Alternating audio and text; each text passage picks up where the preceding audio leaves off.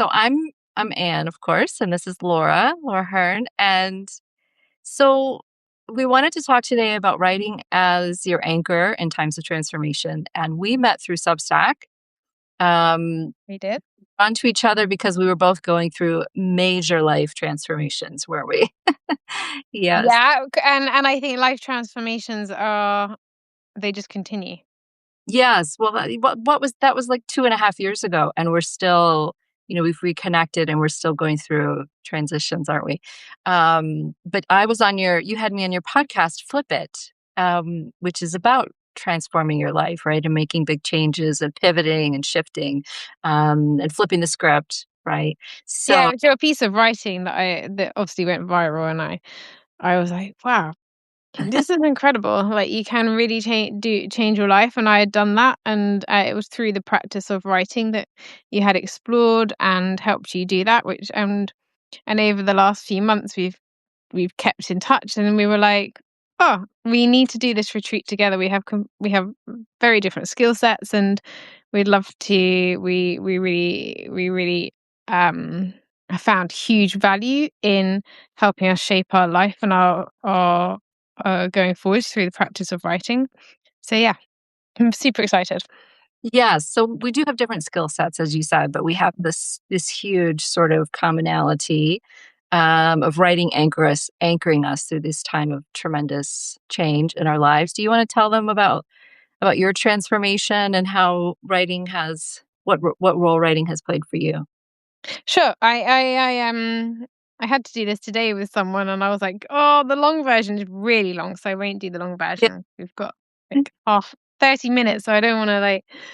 Uh, but basically, the short version is, I spent 20 years as a BBC as my life as a BBC journalist in London in the newsroom.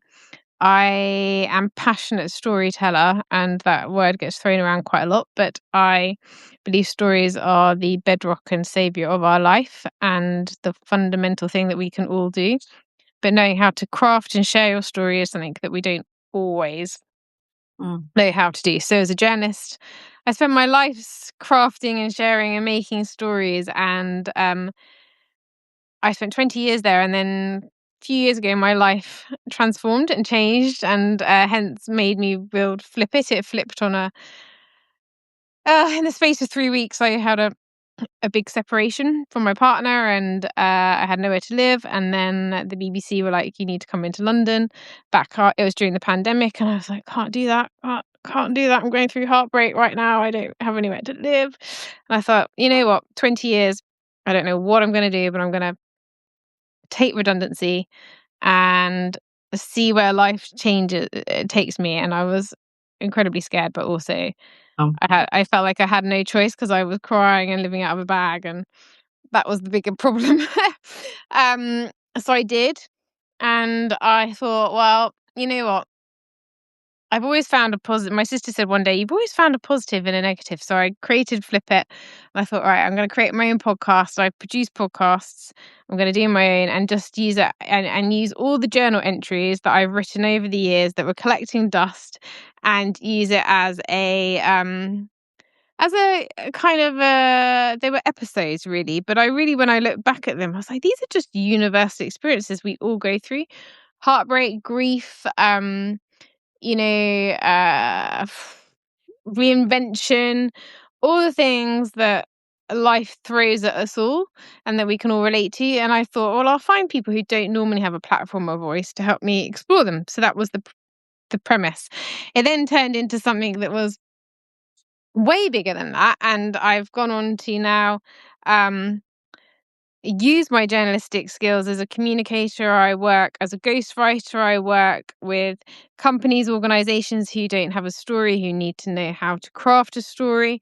Um, and so, yeah, I work with organizations, businesses, not for profits, ghostwriting and producing podcasts. And I am way behind on producing my own podcast because I'm doing other people's. But Anne was a very I love writing on Substack.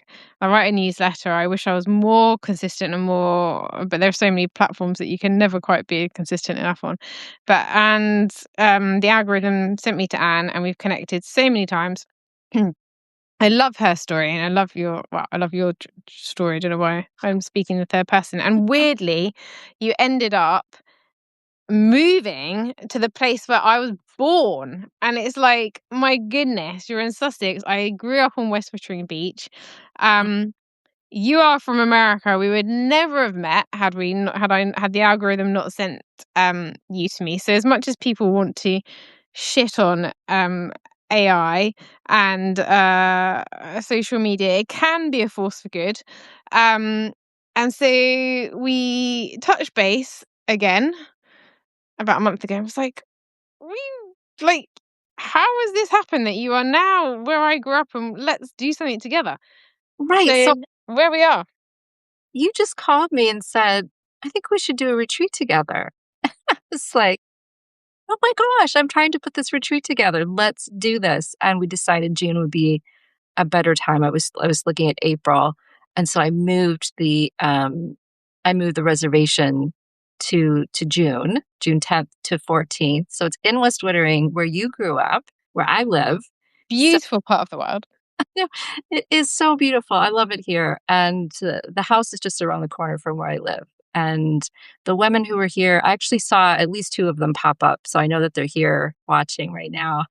And the women who came last time were so amazing. Like we created a WhatsApp group and we still talk. Oh. It's been amazing to stay connected. We're going to do a Zoom actually, just us on Sunday to reconnect and share more. But it's really I've never had an experience like that in all of my working life. I really thought it would be exhausting, but it didn't drain me at all. It was the Tell most us about you. Like, what, yeah, your oh, background. well, I think a lot of you know a bit about my story, but I got burnt out and I got really sick.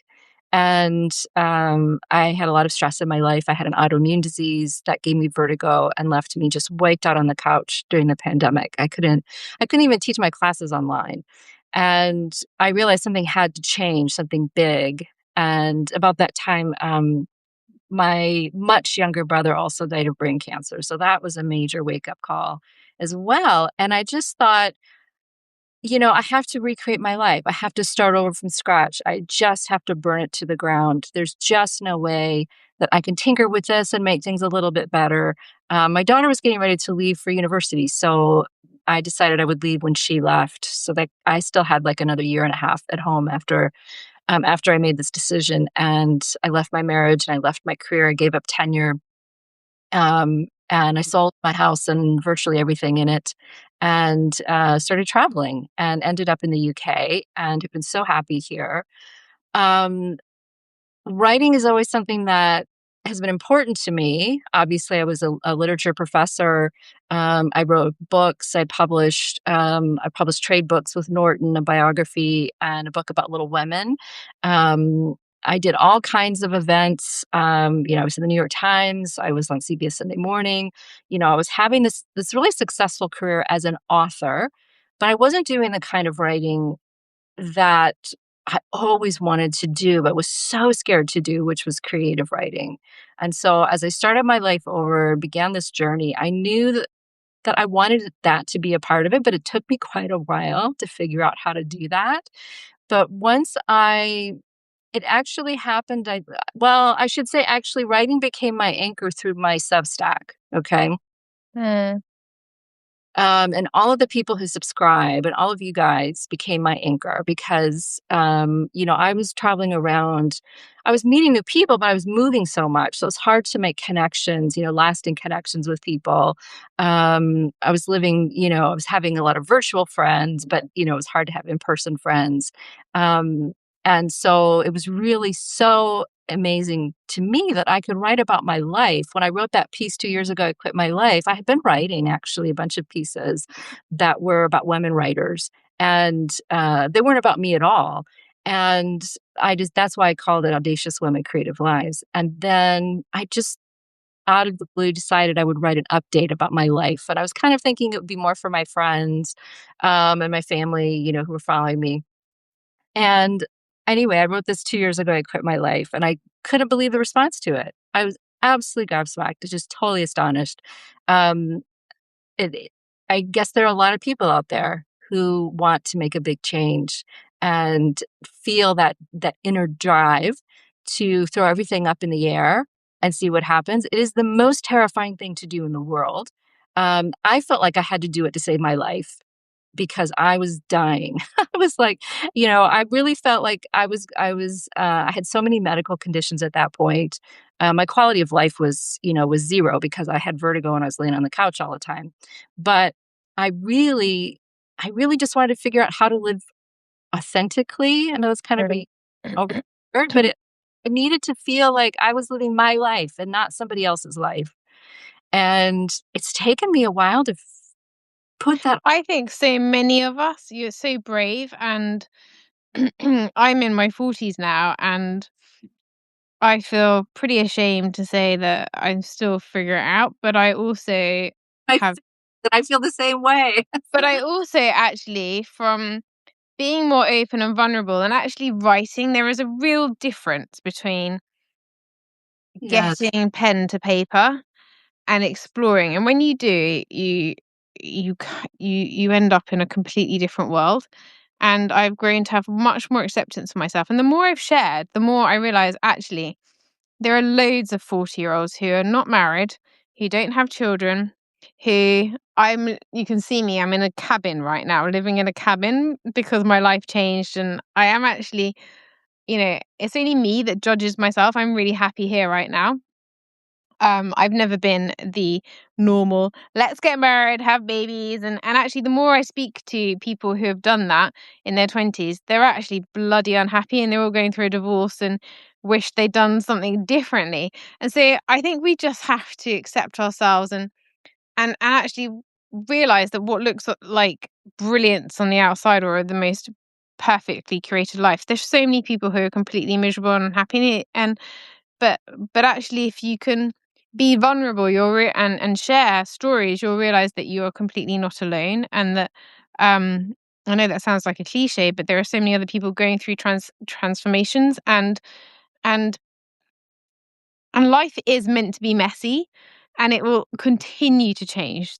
We cannot control so many things, and I think this retreat is really about the one thing we do have is in our power, and is our anchor as ourselves. And honestly, I know it sounds really cheesy, but you will know that writing is so can literally change your life if you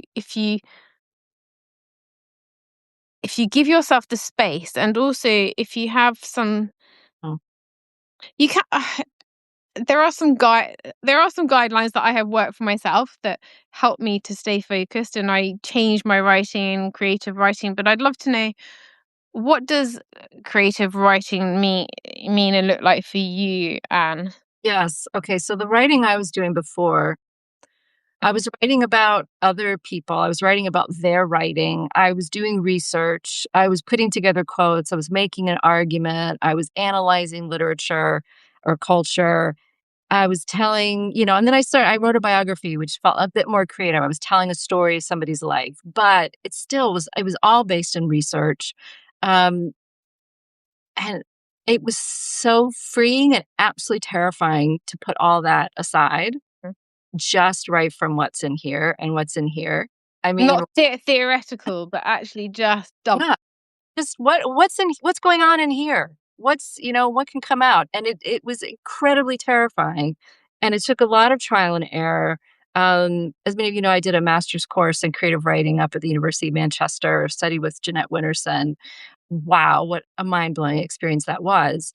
And I could talk a lot about the transformation that I went through that year, and I'll be writing about it. Actually, the piece that I'm going to send out this Saturday talks about that a bit. But it it freed me up to write from what's in here, but that was also the most terrifying thing to do, right? There was no net. There's no safety net anymore. Mhm. There are nobody else's words to borrow from. It's just my words.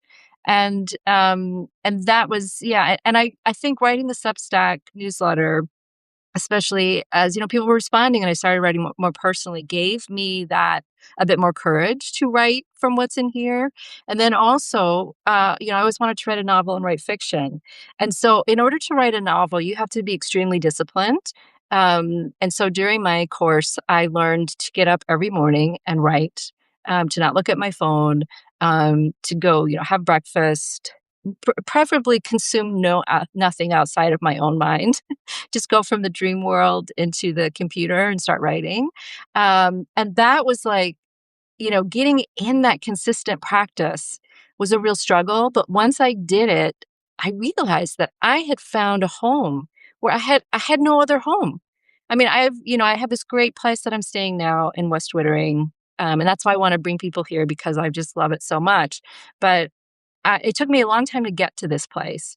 And being here has helped me so much to write the novel that I'm writing. But having that consistent practice. So when I went out on my journey, my Eat, Pray, Love, as Elizabeth Gilbert says that, that's become like a verb or something to do your Eat, Pray, Love. And it's so interesting. So many women are doing it. So many people are doing it. It's incredible, but you have no anchor. And once I found, and so it's interesting because there's two stories I had in my mind as I was traveling were Under the Tuscan Sun and Eat, Pray, Love. And in Eat, Pray, Love, of course, she finds love at the end. And and then in Under the Tuscan Sun, she finds a home.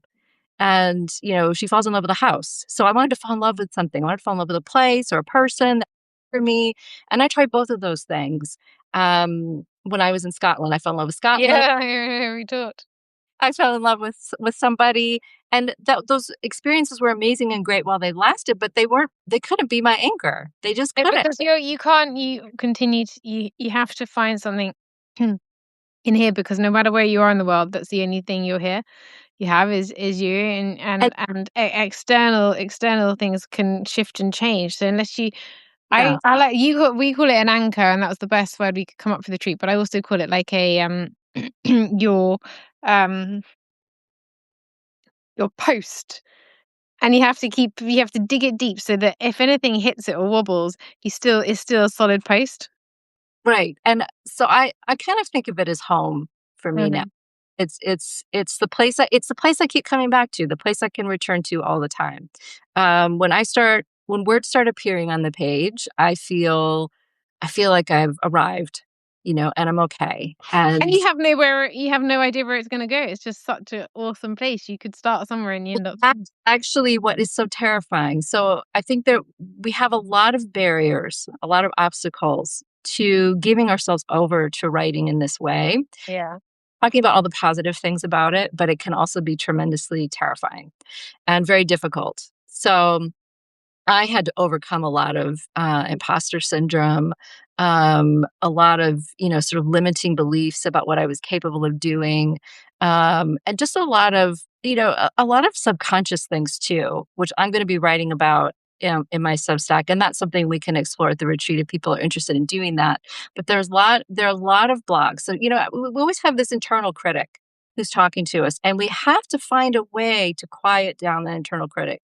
I'm wondering how many of you out there have experienced this when you sit down to write. You find these little voices talking to you, telling you, "Oh, that sentence sucks. You're not a good writer." It can happen the second you sit down to write, and it is absolutely, it just stops you in your tracks. And You that's why I think coming together as a group really helps, because well, um yeah, because it helps starts. you to share and bounce off, to get rid of that chimp, that monkey, and to also to learn to how to be vulnerable and to share your work and your words is really important, to put it out into the public space. But also when you share it with us in a small, intimate, safe space where there's no judgment, you can get a really different perspective. And I think that's really helpful to get you out of your head. Yes, it is, and I think just normalizing that we're all experiencing this. We're all hearing the same voices, they're saying similar kinds of things, and we can learn how to talk back to that, and we can also learn how to write past that, because one of the things I had to learn, in terms of writing fiction is that you're going to write, what is Anne Lamott calls it a shitty first draft, but basically you have to be willing to write a lot of shitty sentences because your first draft is really just exploring the story, right? So there are lots of ways that a lot of lessons that I've learned, a lot of things that I sort of figured out in my transition.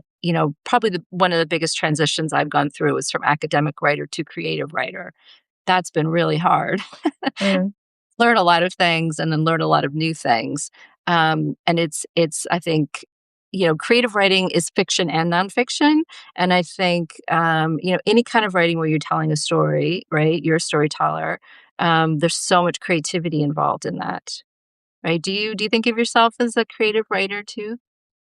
Yeah, I think I always think as a journalist first and as journalist with a storytelling lens, but um yeah, I've always been a writer that has always thought of my audience first, but just very vulnerable. I've always written from my heart. I didn't, yeah, I guess I just, yeah, I would say probably a creative writer over Yes. over anything else. But there's like so many people here. I just wondered, has anyone got any questions or anything would anyone would like to Yes. ask Been Michelle? really cool comments I've been trying to watch them. Oh my god, there's so many. I can't believe how many people are You doing know, it. Amazing. before I even sit down, that I'm assuming that's the internal critic. We will be doing another one of these, but I love Camilla. I don't think we ever stop figuring it out. But maybe the older we get, the more we listen to what life is asking of us. Yeah, that's Oh my true. god, more women learn how to quiet the inner critic, we will change the world. That's awesome. Oh, you guys are great. I have to say, I've been doing these, conversations where I record them, then I Very clear. and, it's very involved. This is a completely different experience doing a live because Yeah. to have all these people here and to see your comments and the hearts floating up is really, really cool. Oh Uh, yeah, writing. I think someone has said writing. Who that Heidi has written. I write a dialogue with that voice sometimes. Yeah, that helps. I was taught that too. Go back and forth and talk to it as if it's like Yes, yes. There are also ways that you can sort of overwrite some of those beliefs. Some of the things that the inner critic is telling you is really just, your subconscious beliefs about yourself, and we can start overwriting them, um, which is something that I do in my coaching. But it's really so much about opening yourself to the page, right? Just really opening and well, allow. opening the page. Some people just say, I don't know what to write. And honestly, all you have to do is pick up the pen and open and words will come. Well, right, you have to be willing to let whatever comes come, right? Because words do come, but if you're blocking them, then Yeah.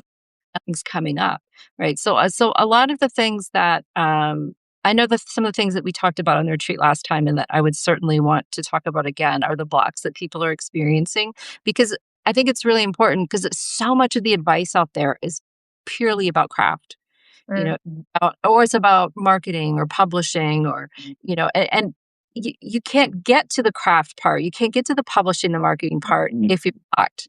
If you can't even get the stuff done on the page, if you can't develop a consistent writing practice that allows you to complete a project, those are the kind of things that to me, those were the real stumbling blocks. And Anne, what I want to say is that AI is not the way to write. I I am a writer, and the amount of I think I did a LinkedIn post the other day. I was so annoyed when someone sent me a deck to edit and view, and it was like, how many times are you going to write clarity? Clarity and momentum. Oh my god, they're so AI, and it's what the reason why I get frustrated with it is because so much of my writing comes from the exploring of reading other people's stuff, like researching the process. And if you miss all of that and you miss the learning and crafting your own perspective, of course it can be helpful in some aspects, but if you really want to learn about yourself and the world and how to craft a story and be creative and to use it as your anchors, no matter where you are, it comes from you, and Yeah. you can't. It's a human thing, and AI will never replace experience, and experience is what lands on the page. And so, I would really like to emphasize that that is something that we will cover in the retreat. Right. And I think a lot of it too has to be creating that sacred space. right? That understanding that the space that you are creating between you and the page is your own sacred space, and it is the most beautiful place to go to. And once you feel like it's your space, right, that's when it really becomes an anchor for you in your life. And so, there's some one of the things that I find really useful is to use poetry. There's some Mm. Prayers. that that give you something to think about. Like you were saying, you look to other writers and you kind of, you bounce your ideas off them. That's something that, we have to be big readers in order to be great Mhm. writers. Mm. That we're not writing in isolation, but we are creating our own space where we get to have our conversation Yeah. with whoever else is out there, whether or not we actually share that. And I don't in the past, and when I've worked with writers, I've helped them get agents, I've helped them get grants, I've helped them write book proposals, I helped them get published. And now I feel called to really help writers in that very early stage, those very early steps where they're figuring out how to create a sustainable practice, how to overcome those blocks, how to get past the inner critic, all the gatekeepers in their head, all the voices that are saying why you can't do this. There's absolutely no reason why you can't do that. I believe there's a writer in everyone, absolutely, and I believe that when we find that writer inside of ourselves, our life is fuller and richer and more That's grounded good. than without it. Yeah. So I'm really excited about this retreat. I'm so glad you're going to be joining Oh, us. I'm so glad you invited me. How and it's so weird that yeah, we have a limited amount of spaces, and we'd love you to join us, no matter where you are in the world. Um, Yes, Anne has the finer details. I should have been prepared to pop the URL in the chat, but I can say that it's just my name, annboyd.com/retreats. If you go to my website, annboyd.com, you will find the page about the retreat. And I haven't seen any questions, right? If anybody has any questions, let us know because we are at our half an hour and we said we would. Oh, the Sharon from the last retreat says, "I want to come again." Yes. It's amazing.